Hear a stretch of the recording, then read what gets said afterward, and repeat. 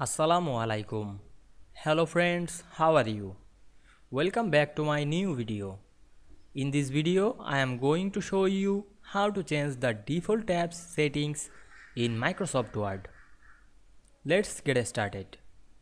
At first, we have to open a Word document, and now we insert tab on our keyboard, and we can see here the tab space is 0.5. Now we want to change or reset the setting.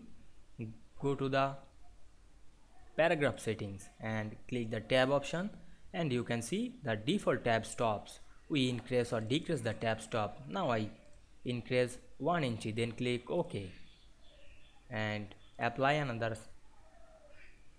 and we can see we change the default tab setting 0.5 to 1 inch very easily. I hope you enjoyed the video. Please like, comment, share and subscribe my channel. Thanks for watching.